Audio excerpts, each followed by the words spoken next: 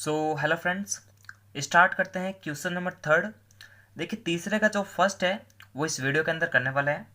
बाकी वाले क्वेश्चन को देखने के लिए आप चैनल की प्लेलिस्ट में जा सकते हैं। तो इसी वीडियो के डिस्क्रिप्शन बॉक्स में प्लेलिस्ट की लिंक दे रखी है इसी चैप्टर की, ठीक है। फिलहाल इसको स्टार्ट करते हैं। अब देखिए बहुत ही सिंपल क्वेश्चन है। इनको जो है आपको पी बटा क्यू यानी परिमेय संख्या के रूप में लिखना है, यानी अंश बटा हर के रूप में लिखना है। तो किताब को साइड करता हूँ, मैं नोटबुक पे काम करता हूँ, ठीक है। बहुत ही सिंपल है, बहुत ही सिंपल है तरीके से इसको परख ले एक बार और यह तरीका सीख जाए तो बहुत ही सिंपल क्वेश्चन है। ये क्वेश्चन जो है दोस्तों फिक्स है ना, फिक्स क्वेश्चन है। काफ़ी बार एग्जाम में पूछा जाता है तो इम्पोर्टेंट तो है ही है, ठीक है। अब देखिए आपको जो इसको लिखना किस तरह से है, आपको पता है कि ये जो फॉर्मेट है ना, अपन इसको नहीं जानते हैं ये है क्या, है कि नहीं। हम इसको नहीं जानते ना ये चीज़ क्या है। तो देखो हम जो है इसको लिखने का स्टाइल जो रखेंगे वो ये रखेंगे, प्रमाण लिखेंगे, ठीक है। और अब आप लिख देंगे हम नहीं जानते हैं कि 0.6 बार क्या है। अब देखो क्या अपन 0.6 बार को ऐसे लिख सकते हैं, 6 6 6 लगभग 4 तक लिख दो आप। फिलहाल इसको अनंत तक लिखा जा सकता है, मतलब 6 की आवृत्ति जो है लगातार हो रही है, कभी नहीं रुक सकती। तो अपन 0.6 बार को इस प्रकार से लिख सकते हैं और प्रमाण लिखकर अपन ये बता सकते हैं कि हम इसे नहीं जानते हैं। अब देखिए इसके बराबर वो वैल्यू है तो इसके बराबर वो लिखा जा सकता है। अगर आप इसको x मानोगे तो वो भी तो x माना जाएगा। तो हम क्या करेंगे, इसको क्या मान लेंगे, x के बराबर मान लेंगे। माना कि x बराबर, अब देखिए मानना इसको है, ठीक है। इसको x के बराबर मान रहे हो आप, लेकिन इसके बराबर आप ये भी तो लिख सकते हो। तो मैं चाहता हूं कि आप इसको x के बराबर मान लो, लेकिन लिख दो इसको। तो मैं इसको लिखूंगा 0.666, अनंत रूप से आगे बढ़ रहा है। इसको आपको समीकरण नंबर 1 दे देनी है। क्या दे देनी है, 1।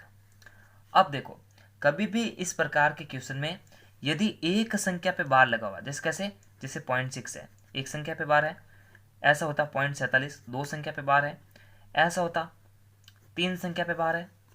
तो ध्यान रखो यदि एक संख्या पे बार है तो एक जीरो किस में होता है, 10 में होता है। दो संख्या पे बार है तो दो जीरो किस में होता है, 100 में होता है।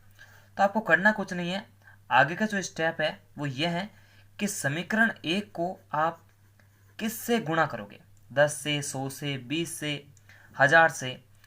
तो किस से गुणा करना चाहिए तो ये तय करेगा आपका ये वाला बार, क्वेश्चन में जो संख्या पे बार दे रखा है। तो देखिए कितने संख्या पे बार है, एक संख्या पे बार है।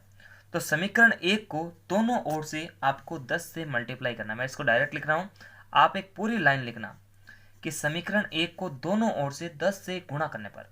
तो समीकरण 1 कौन सा है, ये तो बस है, इसको जो x के बराबर जो माना था। बहुत ही सिंपल प्रोसेस है। क्या कर रहे हैं कि 0.06 बार को हम नहीं जानते कि है क्या, इसलिए अपन x के बराबर मान लेते हैं, क्योंकि गणित के अंदर मान सकते हैं कि जो चीज़ को अपन नहीं जानते उसको माना जा सकता है। तो अपन उसको x के बराबर मान रहे हैं। अब इस समीकरण 1 को अपन दोनों ओर से 10 से गुणा करेंगे। तो अगर ये 10 इससे मल्टीप्लाई होगा तो क्या बन जाएगा, 10x। अब देखो उसको तो अपन डायरेक्ट नहीं कर सकते, तो सिस्टम से करते हैं। 0.66 लगभग 4 तक अपने को लिखना है, ज़्यादा मत लिखना, इंटू 10। अब देखो पॉइंट हटाते हैं, जैसे ही पॉइंट हटेगा नीचे एक के बाद में उतने जीरो जितनी ऊपर पॉइंट के बाद में संख्या है। कितनी संख्या है, 1 2 3 4, 4 जीरो लगाते हैं, 3 और 4। देखो एक जीरो से एक जीरो कैंसिल होगा। अब वापस आप इसे 10 मतलब रूप में लिखिए तो आप क्या लिख सकते हैं, 10x तो वही रहेगा, इसमें कोई छेड़छाड़ी नहीं करनी है। 3 जीरो है, यदि नीचे एक के बाद में 3 जीरो है तो ऊपर पीछे से 3 संख्या छोड़नी है, तो ये छूट जाएगी, मतलब आ जाएगा 6.66। ये होगा समीकरण नंबर 2। अब आपको करना क्या है, समीकरण 2 को कुछ इस प्रकार से फैला देना है। ये काम करने के बाद में आपको समीकरण 2 में ये जो वाला दिख रहा है ना आपको, ये फॉर्मेट यानी x के उधर वाला, देखो 10x में तो अपन कुछ छेड़छाड़ी करेंगे ही नहीं, लेकिन इसमें कुछ चेंज करेंगे। इसमें आपको करना क्या है, एक तो देखो बीच में लगाना प्लस का चिन्ह, इधर आपको एक लाइन खींचनी है, इधर भी एक लाइन खींचनी है। अब आपको करना क्या है, अब आपको एक सिंपल सा प्रोसेस करना है, और वो बिल्कुल सिंपल है, बिल्कुल सिंपल है। आपको कुछ नहीं करना है, आपको देखना समीकरण 1 को क्या देखना है, समीकरण 1 को। इसमें आप जो x के बराबर जो वैल्यू मान रहे हो, क्या वैल्यू मान रहे हो, ये वाली वैल्यू है, x के बराबर जो वैल्यू मान रहे हो उसको यहाँ पे शिफ्ट कर दो, चाहे यहाँ पे लिखो चाहे यहाँ पे लिखो, कहीं भी लिख सकते हो। मैं चाहता हूँ आप पीछे ही लिख दो, ठीक है ना।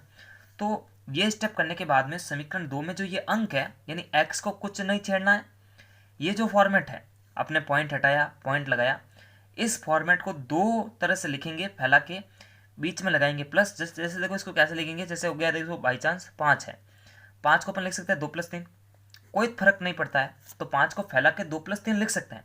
इसको भी फैला के कुछ इस प्रकार से लिखा जा सकता है, तो ज़्यादा दिमाग नहीं लगाना है, यहाँ पर छोटा सा लिखना है समीकरण 1 से।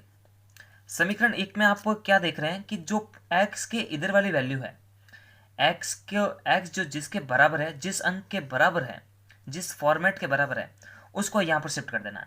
पीछे शिफ्ट कर दो, आगे शिफ्ट कर दो, कोई फर्क नहीं पड़ता है।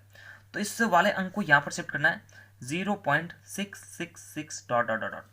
अब यहाँ पे क्या आएगा, तो यहाँ पे वो चीज़ आएगी जब आप इस फॉर्मेट में से ये वैल्यू घटा दोगे। तो देखो ये चीज़ में से ये घटानी है बस, बाकी कुछ नहीं करना है।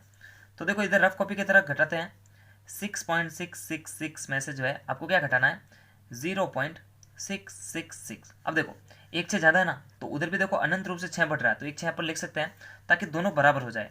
ये आपको कॉमन सेंस रखना है। आप इसको घटाते हैं 6 में से 0.000.6। इनमें से आपको जो अंक दिख रहा है उसी को लेना है, पॉइंट को भूल जाना है। अंक आपको क्या दिख रहा है, 6 दिख रहा है, जीरो को नहीं लेना है, अंक को लेना है। जीरो को छोड़ दो, जीरो भी हालांकि एक अंक है, लेकिन जीरो को छोड़कर कोई भी अंक दिखता है उसको यहाँ पर आप सिलेक्ट करो और यहाँ पे शिफ्ट कर दो। फिलहाल ये सारे जीरो है लेकिन ये 6 है, इस 6 को यहाँ पे शिफ्ट कर देते हैं। अब देखो समीकरण 1 से ये वाली वैल्यू किसके बराबर थी, x के बराबर थी, मतलब जहाँ जहाँ पे ये लिखा जा सकता है उसके बराबर ये भी लिखा जा सकता है। तो सिंपल है, हमने लाइन लिख दी है समीकरण 1 से, यहाँ पे लिखाएंगे x, इसको कुछ छेड़ना ही मत, 10x में कोई बदलाव नहीं है, 6 आ चुका है, प्लस का हो गया x, पक्षांतर करते हैं, x की वैल्यू आ जाएगी लेफ्ट साइड में, राइट साइड में गणित के अक्षर रहते हैं, ये प्लस का x इधर आके घटेगा, माइनस का x, 10x माइनस x बराबर 6। अच्छा 10x में से x चला के जाएगा तो 9x बचेगा, बराबर में रहेगा 6। अब देखो x अपनी जगह पे ही रहेगा, x से जो चीज़ मल्टीप्लाई में इधर आके बनेगी भाग के अंदर, 6/9 भाग जा रहा है, 3 दूनी 6, 3 तेरी 9, x की वैल्यू हो गई 2/3। अब देखो x को हमने किसके बराबर माना था, 0.6 बार के बराबर। तो ये सवाल क्या कह रहा था कि इसको आपको p/q में लिखना है, तो देखो हमने p/q में लिख दिया, जहाँ पर q की वैल्यू जो है 0 के बराबर नहीं है। अंश बटा हर x की बराबर किसके वैल्यू थी, 0.6 बार, है ना, ऊपर मान के दिखाया था आपको, देख लो। क्योंकि ये दोनों वैल्यू मतलब से इसको आप ऐसे भी लिख सकते हो, है ना, मानोगे इसको लेकिन दिखाओगे इसको, क्योंकि आगे फॉर्मेलिटी काम आती है। तो नमस्कार, thanks for watching, Vande Mataram, जय हिंद जय भारत। और प्लीज़ मेरा सपोर्ट, आपका सपोर्ट रहेगा तो चैनल हमेशा ग्रोथ करेगा। साथ ही दोस्तों पूरा चैप्टर देखने के लिए आपको चैनल की प्लेलिस्ट में जाना है, जिसकी जो लिंक है वो डिस्क्रिप्शन बॉक्स में दे रखी है। Thank you.